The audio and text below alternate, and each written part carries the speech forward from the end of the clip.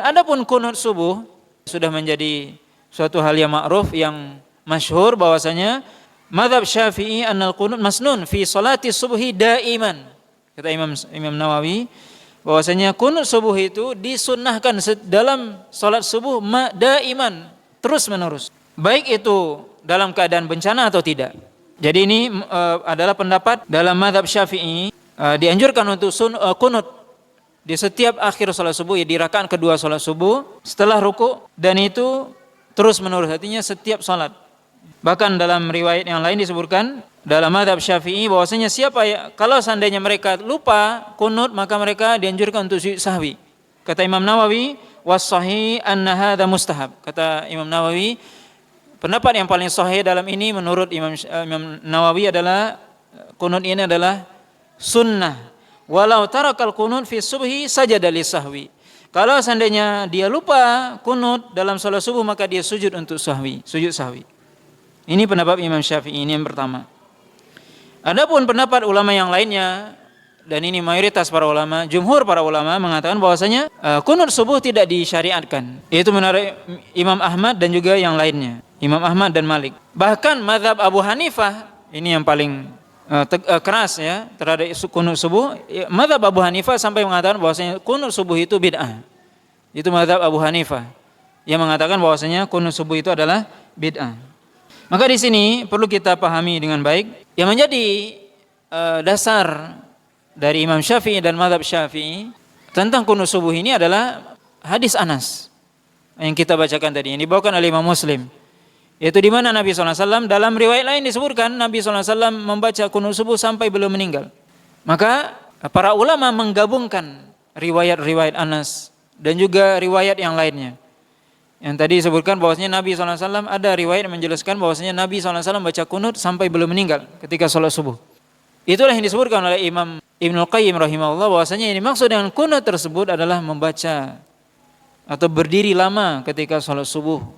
Di mana Nabi SAW tadi sebutkan ketika sholat subuh itu membaca ayat yang panjang-panjang. Itu yang dimaksud. Maka di sini bisa kita lihat memang perkara kunut subuh ini memang persoalan khilaf di antara para ulama. Artinya memang ini adalah persoalan yang berbeda pendapat para ulama. Secara garis besar kita bisa lihat, simpulkan bahwasanya pendapat Imam Syafi'i bahwasanya kunut subuh sunnah terus menerus. Lawannya adalah mazhab Abu Hanifah yang mengatakan bid'ah. Mazhab pertengahan adalah mazhab Ahmad, Malik dan yang lainnya, dan ulama yang lainnya, dan mayoritas bahwasanya kunut subuh tidak dianjurkan atau tidak disunnahkan. Tetapi ini perlu diingat, mayoritas para ulama menjelaskan kalau seandainya imam kita berkunut maka kita mengikuti. Itu adalah pendapat yang adil dan pendapat pertengahan. Maka kita sebagai makmum, kalau kita makmum maka kita mengikuti imam. Innama ju'ilal imam liyutamma bihi, yaitu dijadikan imam untuk diikuti. Ya, kalau seandainya imam itu kunut, maka kita ikut kunut dan mengaminkan doanya dan mengangkat tangan berdoa kunut tersebut. Itu pendapat yang lebih utama, pendapat pertengahan, dan itu yang disebutkan dikuatkan oleh Imam Ibnul Qayyim, Syekh Utsaimin dan yang lainnya, para ulama. Ya, ketika kita berada di belakang imam, kita mengikuti imam. Di antara dalilnya tadi hadis Nabi di mana imam dijadikan untuk diikuti. Yang kedua, Abdullah bin Mas'ud ketika di zaman Utsman bin Affan radhiyallahu taala anhu, ketika beliau salat di Mina ketika musim haji, itu 4 rakaat sebagaimana padahal Nabi SAW, Nabi, kemudian Abu Bakar dan Umar ketika berada di Mina itu salatnya diqashar, yaitu 2 rakaat. Tapi Utsman 4 rakaat. Abdullah bin Mas'ud yang menjadi makmum ketika itu mengikuti Utsman, padahal beliau berpendapat bahwasanya salat itu mestinya di Mina 2 rakaat. Ketika beliau ditanya, "Kenapa engkau mengikuti Utsman? Padahal engkau mengatakan bahwasanya di Mina mestinya salat 2 rakaat. Kenapa engkau mengikuti Utsman?" Maka perkataan beliau yang masyhur yang perlu kita selalu ingat, beliau mengatakan al-khilafu syarr. Berbeda dengan imam itu atau sesuatu berbeda itu dengan yang lain itu adalah keburukan. Tentunya dalam hal-hal yang memang di situ ada toleransi. Ini masalah fikih, tentunya kita boleh toleransi dalam hal ini. Beda dalam masalah akidah, ini juga perlu dipahami dengan baik. Al-khilafu syarr ini dalam hal apa? Dalam masalah fikih memang di situ ada boleh di situ berbeda. Di mana ketika seorang musafir Sunnahnya Rasulullah SAW, mayoritas para ulama mengatakan bahwasanya sholat itu diqasar. Itu sunnahnya. Nabi SAW setiap safar mesti mengqasar sholat. Yang 4 menjadi 2. Tapi boleh seorang tetap sholat 4 rakaat, boleh. Maka Utsman ketika di Mina, ketika musim haji melakukan sholat 4 rakaat. Padahal Nabi itu sholatnya 2 rakaat. Maka Abdullah ibnu Mas'ud tetap mengikuti Utsman karena beliau imam ketika itu. Tidak menyelisih imam. Maka ini perlu dipahami dengan baik. Dalam konteks ya, kita boleh berbeda ya, dalam hal yang sifatnya ilmiah kita boleh bantah-bantahan istilahnya. Menurut saya yang kuat ini dengan dalilnya begini, boleh. Tapi dalam praktek kita harus melihat kondisi. Selama itu adalah hal yang boleh berbeda, apalagi kalau kita menjadi makmum, maka kita mengikuti imam. Atau kita datang ke suatu tempat komunitas yang memang di situ sudah mazhab Syafi'i misalnya, ikuti. Ya kita di Indonesia mazhab Syafi'i udah ikuti. Selama tidak bertentangan dengan syariat, ikuti. Bismillah dijaharkan misalnya, mazhab Syafi'i, ikuti. Walaupun kita menganggap bahwasanya yang lebih kuat adalah tidak dijaharkan atau disirkan. Tapi ketika kita mendatangi komunitas, tempat, kampung yang di situ mazhab Syafi'i, ikuti. Maka ini hal yang dipraktekkan oleh para ulama. Ini adalah persoalan-persoalan yang di situ kita boleh berlapang dada di situ, mengikuti. Dan justru kalau kita menyelisih itu tidak baik. Ini selama persoalannya fikih dan memang ada dalil dan boleh di situ berbeda. Tapi kalau seandainya masalah akidah tentunya tidak. Ini yang perlu dipahami. Jangan sampai ini merembet kepada masalah akidah. Kalau masalah akidah tidak boleh berbeda. Tapi masalah fikih seperti ini, bismillah jahar atau tidak, tidak masalah. Sudah, kita di Indonesia mazhabnya Syafi'i sudah, bismillah jaharkan.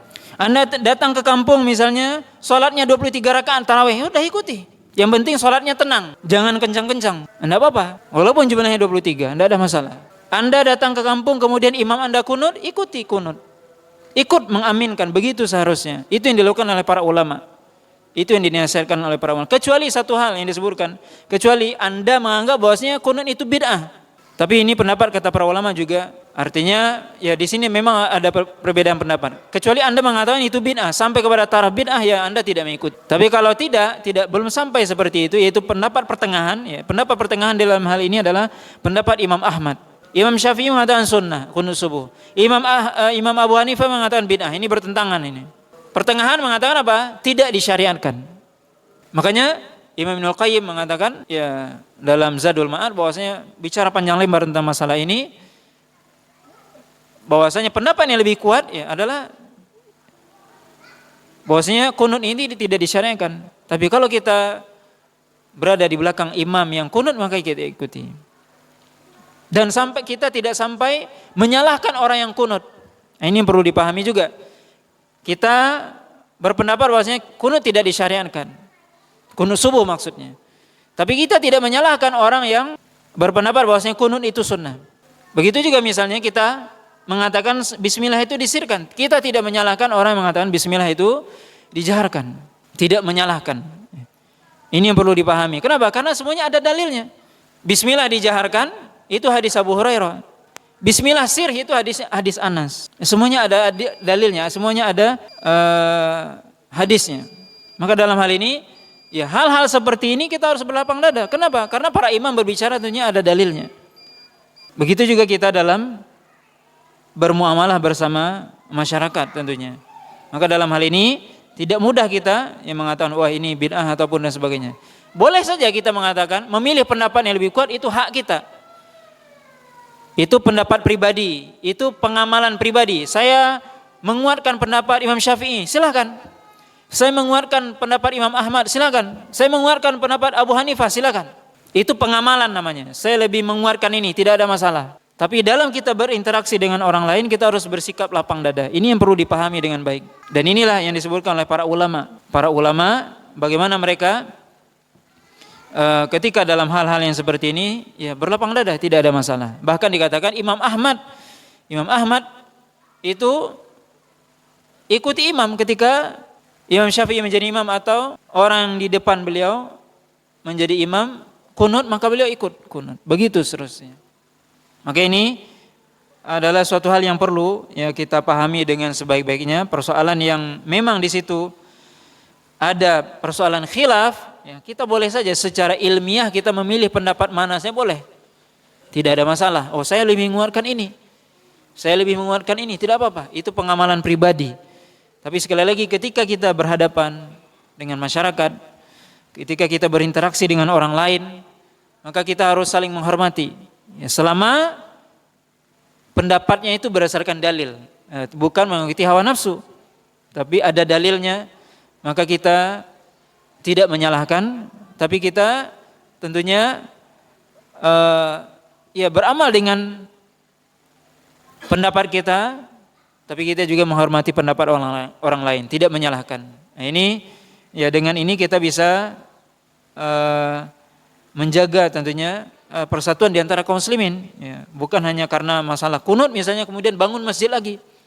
Gara-gara sholat tarawih 11 dengan 23 bangun masjid lagi misalnya. Ini cara berpikir yang salah dan keliru. Karena bismillah sir dan jahar bangun masjid lagi, ini kan salah. Dan juga seperti tadi kita saling menghormati. Yang kunut menghormati yang tidak kunut menghormati yang kunut, begitu. Mestinya seperti itu. Kalau kita mengatakan kunut itu sunnah, ya sudah, itu pendapat Anda. Hormati orang yang mengatakan kunut itu tidak disunahkan. Begitu juga Anda yang mengatakan kunut itu tidak sunnah, hormati orang yang mengatakan kunut itu sunnah. Begitu juga seperti tadi, bismillah disirkan atau dijaharkan, hormati. Saya mengatakan bismillah dijaharkan, orang yang mengatakan sir, hormati dia. Begitu. Dengan ini ya tentunya kita bisa mengikuti para ulama, dan begitu para ulama mencontohkan kepada kita bagaimana dalam hal-hal yang sifatnya khilafiyah, maka kita mestinya di situ toleransi dalam bersikap, ya. Wallahu ta'ala alam.